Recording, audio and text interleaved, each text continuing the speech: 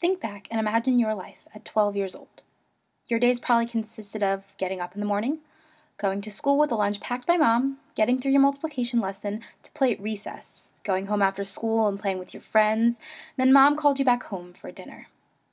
You did not have any cares in the world. But what if, at 12 years old, you could not walk outside of your one-bedroom apartment without fear of being shot? What if your day consisted of going to a broken-down school where you did not learn anything? You went home to an abusive mother and 3 younger siblings, all of whom you needed to provide food for, and you heard gunshots and drug deals as you tried to fall asleep on the cold floor. The latter is a reality for so many young children. While their futures may seem hopeless, these kids are finding relief in certain organizations that offer them shelter, support, and even wealth and prosperity. They have found a ray of hope in their dismal circumstances, and their shining light comes in the form of gangs. More and more, gangs have targeted children in impoverished circumstances who feel hopeless about life and their ability to progress, which has led to increased gang membership and increased violence, specifically homicide. Therefore, we must address this problem properly with a widely based system of groups working together to both reduce the violence in gangs as well as dissuade children from becoming new members. The problem with gangs starts from the most basic point, the foundation of its organization. There is a misconception that gangs are illegal when in fact membership to a gang is not against the law. The First Amendment of the Constitution states that Congress shall make no law respecting an establishment of the right of the people to peaceably assemble, thus protecting their members. Therefore, any group from members of a church to the Ku Klux Klan may convene when they please without interference from the government. The illegality of the gang issue comes in when members commit individual crimes, usually on behalf of the gang, though the members must take responsibility for themselves. This lack of punishment for membership becomes a confusing loophole to the law and makes it easier for older gang members to persuade the youth to join. These children are already desperately searching for means to a better life, and gangs can offer them everything they dreamed of, and more. Thus, membership of gangs has severely increased over the past decade. In a frequently asked questions session with the National Gang Center from 2009, Arian Egley, Senior Research Associate with the National Gang Center, and Christine O'Donnell, Research Associate with the National Gang Center, reported that there was a surge in gang activity from the 1980s and early 1990s, followed by a marked decline from the mid-1990s through the early 2000s, though they have found a steady resurgence of gang problems in recent years. They quote that findings from the National Youth Gang Survey show a 25% increase in the number of jurisdictions with gang problems from 2002 to 2007, recording that the percentage in gang problem jurisdictions increased as follows: 12% in large cities, 33% in suburban counties, 27% in smaller cities, and 24% in rural counties. This translates to an estimated 3,550 jurisdictions with gang problems across the United States. And the membership is not the only thing increasing among gangs. With the rise in number of members, there has also been a rise in the frequency and degree of violence, specifically homicides.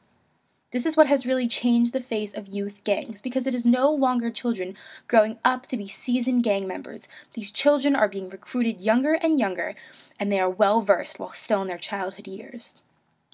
In 2008, Egley and O'Donnell of the National Gang Center found in a study that the rate of gun carrying was about 10 times higher for gang members than it was for non-gang juvenile offenders, and that gang members who owned and or carried guns also committed about 10 times more violent crimes than one would expect from the same population. In conclusion of the study, Egley and O'Donnell stated that reports of gang-related homicides are centered mostly in large cities in the United States, and also that there is a persistent gang problem. A greater number of documented gang members are identified by law enforcement as young adults. Take, for example, 17-year-old Jamil Andrew Shaw. In March of 2008, Los Angeles Times staff reporters Paloma Esquivel, Paul Pringle, and Francisco Vera Orta reported how on a Sunday night, Jamil was on the phone with his father, who was telling him to hurry home from the mall. He was a matter of feet from his home, 3 doors away to be exact, when he was still talking on the phone, this time with his girlfriend. At this time, 2 men pulled up in a car, jumped out, and asked Jamil if he belonged to a gang. When he did not answer, they shot him to death.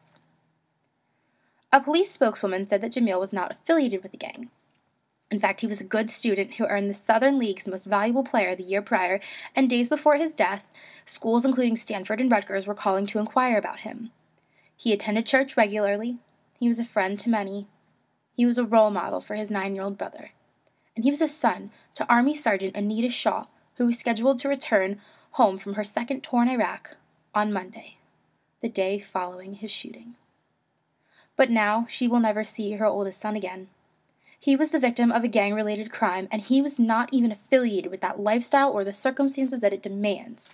We need to stop the killing, both among and outside of the gang community. The youth does not deserve it, and neither do their families. Wealthy or impoverished, city or rural inhabitants, black, white, or Latino, this is everyone's problem, and it needs to be addressed. Now, while the longevity of the issue has given many the opportunity to attempt to combat it, we still have yet to see an approach succeed. There have been programs such as the Scared Straight program, run by the police, and puts juveniles in contact with real convicts and the lifestyle they lead. There has also been an approach called the Boys and Girls program, which takes a different style by giving kids a place to go and be safe, providing them with a sense of community, and encouraging good behavior.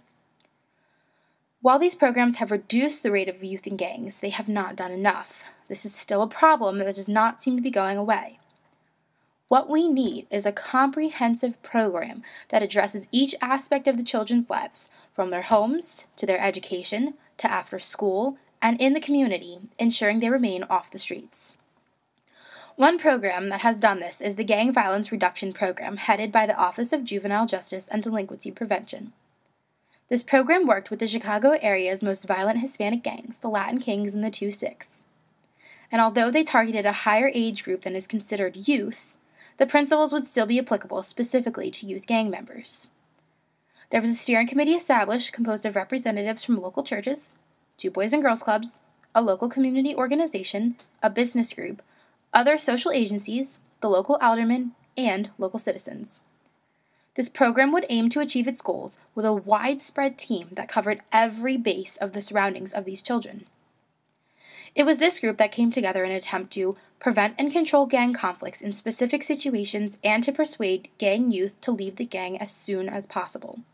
Specifically, the intervention team provided intense services to gang members, while simultaneously the police on the project targeted the most violent members of the 2 gangs, using standard policing tactics to control the violence, and would even collaborate with outreach youth workers to exchange information. This collaboration of outreach youth workers and the police was, quote, vital to the police suppression role, and project police officers often encouraged gang youth to accept services. The suppression contacts reduce the youth's interest in and attachment to the gang. And you may ask, why now? Why must we carry the brunt of this responsibility now when this problem has been going on for almost 3 decades and neither the government nor the police force or local organizations have been able to pose a considerable solution? Rather than reducing gang activity, they have actually increased in recent years, even with all the work that has been done. But the answer to this seemingly impossible question is simple. We must do it for the children. No one chooses what life he or she is born into, and despite all the hard work that one may put forth, there's only so much that a child can do on his or her own. The government and police force can be intimidating and possibly create a positive feedback loop, whereby the faceless and sometimes brutal opposition that may come off more as an enemy than as an ally, and the kids may react against rather than with those who are trying to stop this issue. So we, as citizens, must help those local organizations that take the time to work with each child. There is a certain point to which children are impressionable, and if we get to them before the seasoned gang members do, and we teach them the alternatives to gang life, we can reduce this membership. We will make progress. These organizations have the right intentions. They just need help in numbers to match the increasing number of gang members. No longer will we have to read about the Jamil Shaws of the world. Nor will we have to read about gang shootouts, initiations, and standard procedures. And for a great portion of this country outside of our community, they will not have to witness or take part in these activities. We have the ability to change the lives of millions with just a few hours of dedication on our part. And so it is with great appreciation for life and my fellow human beings that I ask you to do this simple thing. When you go home over the summer, take just 1 hour a week to volunteer at your local Boys and Girls Club, local YMCA, or any other organization of that nature.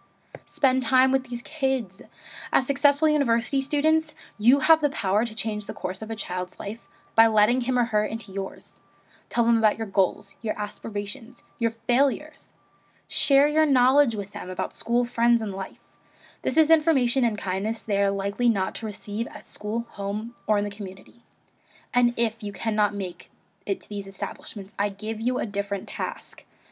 When you see a young child that looks troubled, smile at him or her.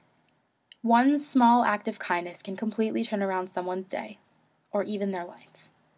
These children need you to be that ray of hope. And their families in cities, large, small, rural, and urban, need you. They need you to be that other shining light.